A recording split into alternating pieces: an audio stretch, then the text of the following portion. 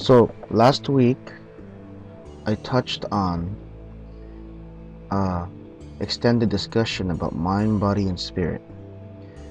I mentioned that I have a degree in psychology, and in my studies for that field, I came across something called Maslow's hierarchy of needs, or Maslow's triangle, sometimes even called Maslow's pyramid. It's a 5-tier list, 5 tiers of being, 5 tiers of being. Let me go deeper. 5 tiers that a human being has to accomplish before you reach the top tier. Top tier. And I'll get to that and explain the top tier after I explain the other 4. So, I suggest that you stop the video now, open up another window, and look up Maslow's, MASLOW''S, hierarchy of needs, or Maslow's triangle. Either one will get you to the image I want you to see. Put up this video and that pyramid side by side so you can refer to it as I talk about it now. Okay, the first tier on the bottom, physiological, breathing, food, water, sex. Oh yeah, we're about to get dirty in this place. No. Sleep, homeostasis, exertion. It generally means first take care of the physical needs of your body. The physical needs. Breathing, air, food, eat, water, of course drink. Sex? We as human beings are sexual beings. We think about it and we feel the urges for it. I won't go any further than that. That bottom tier, once you take care of that, you can now move up to the next one. Okay? You can't move up to the next one unless you take care of the first one, physiological. So the next tier is safety. Security of body, employment, resources, morality, the family, health, property. So securing the needs of the physiological, security of body, that was the first tier. Employment, you have to have an income in this world. Get a job, have money coming in to help you with the security of your body's needs. Resources, same thing. Body needs food, water. If you have a job, you have an income, employment, then you can secure those resources. You can stash food in your house in the storage, like dried foods. You can stack bottles of water, and so forth. Morality, your family. Morality means your life, security of your life. The family, your people, the people around you. It doesn't just mean your immediate family by blood relation. The people you interact with on a daily basis. So, of course, friends can become family as well. Even your dog can become family. Okay, we're talking everything that you consider family. Parents, brothers, sisters, friends, auntie, uncle, your dog, your hamster, they're all part of your family. Security of your family. Health and property. Property, it doesn't mean where you live. No. Property can also mean like you have to have a good a good knife on you for your daily cutting tasks. You have to have a good pair of nail clippers to take care of your nails. Have a good source, have a good lighter for whatever reason you would need a lighter for, or even have a good pair of scissors for your daily cutting tasks if knives scare the heck out of you.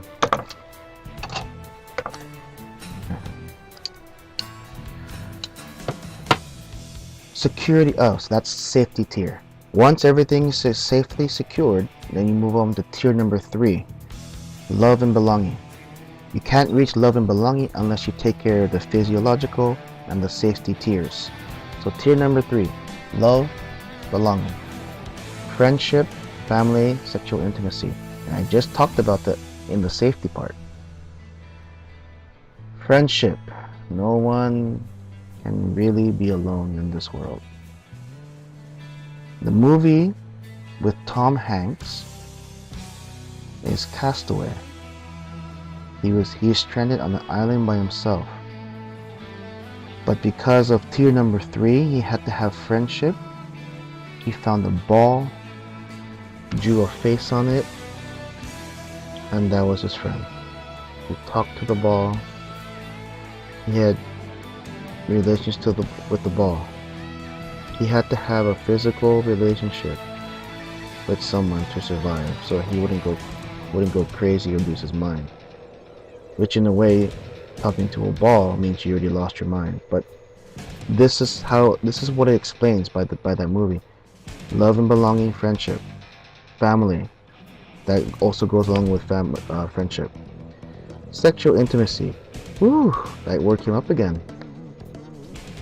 As I explained before, as a human being, we are going to have and feel urges of sex, sexual intimacy. Now, it's not just intercourse, okay?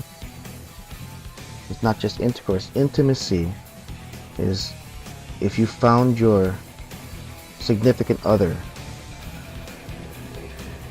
The sexual intimacy can be cuddling. If you're cuddling with that person, that's sexual intimacy. It doesn't mean intercourse. That's often misunderstood by most people. Intimacy, just touching them, holding them, hugging them, kiss on the cheek, kiss on the lips. It doesn't mean intercourse. So sexual intimacy, the feeling of touch. The feeling of touch. That's what it is. That's the gist of what it means by sexual intimacy. Which of course can lead to you fill in that word. Now, tier number 4, esteem. Esteem. I'm going to take a side note here. Most people will get stuck. I want you stuck. Most people will stop their progress at either love and belonging or esteem. They'll either be at tier 3 until the day they leave the world, or tier 4 if they have had and worked hard with the first 3 tiers. If you are able to get to esteem, tier number 4, we're talking that you are about 50, 60, even touching on the 70s. You're either in your 50s, 60s, or 70s. If you work really hard, you could be reaching tier number 4 when you are 40. When you are 40. So if you take 10 years at each tier, by the time you reach 40, you should be at esteem. But of course, that's early because you worked real hard, okay? Real hard, or you were very fortunate in your dealings. So tier 4, esteem. Self-esteem, confidence, achievement, respect of others, respect by others. Self-esteem is how you feel about yourself as a person. Self-esteem. Do you feel that you have self-worth? How much do you think your self-worth is? In order to explain it, I have to give you a way to measure it. So the common one is money. One would say that if you have a lot of money, you've been very successful. Successful is a subjective word, it's not objective. Subjective. Success is measured differently depending who you talk to. There's no one way to generalize the word success. So self-esteem, let's measure it by the third tier. Do you have many friendships? So rock solid friendships. Family, how close are you with your family? That could be help in measuring your self-esteem. This self-esteem of yours, the family, do they make you feel good?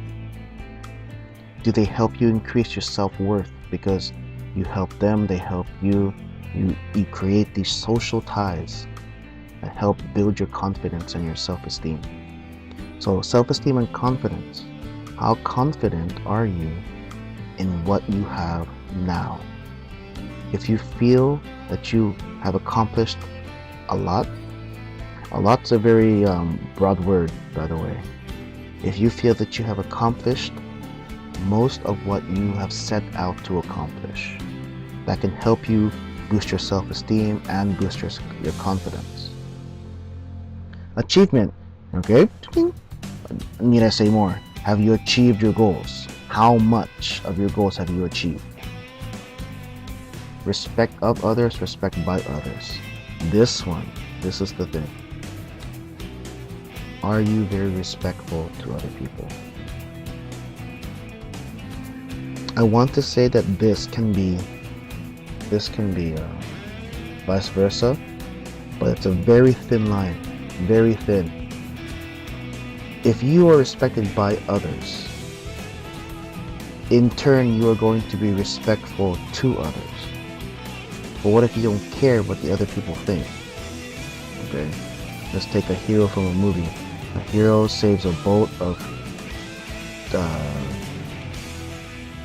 50 people, and they all respect the person, but that guy doesn't care. That guy only cares about the money he was paid to save the boat.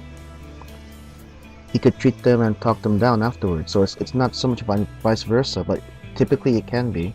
Very thinly though, very thinly. So right there, respect of others, respect by others. That's easy to measure. Easy to measure. Do you respect people? And do they respect you back? Now, the last tier. The last tier, if you watch Dragon Ball Z, if you watch the anime Dragon Ball Z, the last tier can be considered going Super Saiyan. The word is self-actualization. Self-actualization. Morality. Creativity. Spontaneity. Problem solving. Lack of prejudice. Acceptance of facts.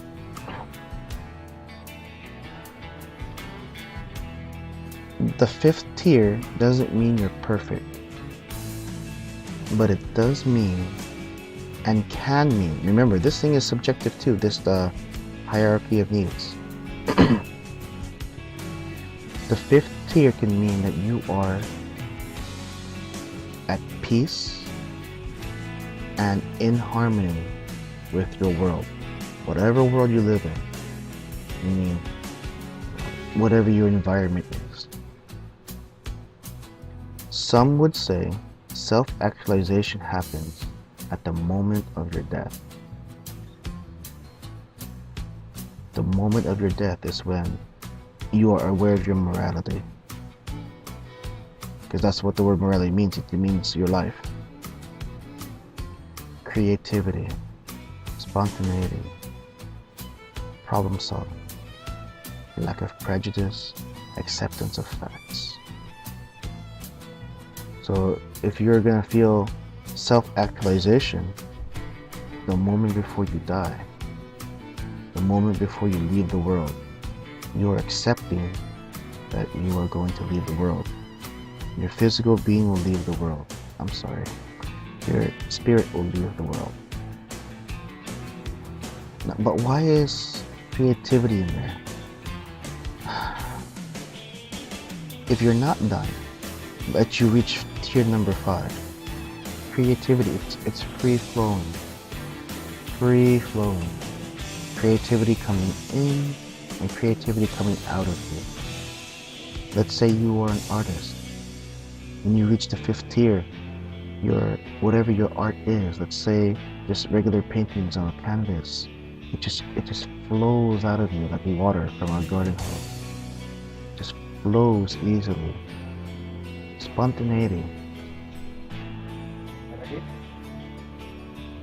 Spontaneity.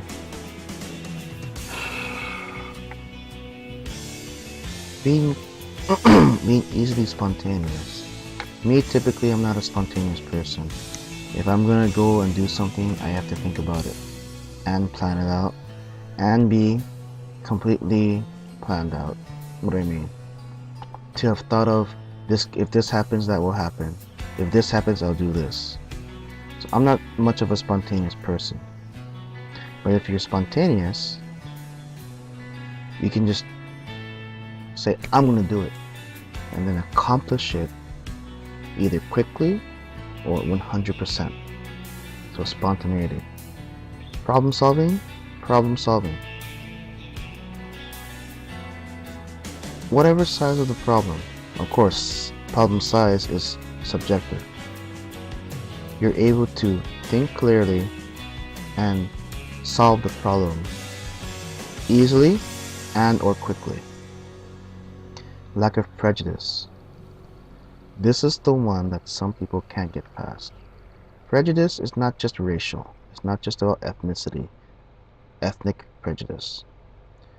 But the abolishment of that, embracing that everybody, no matter what color of their skin, no matter what their religion is, no matter what,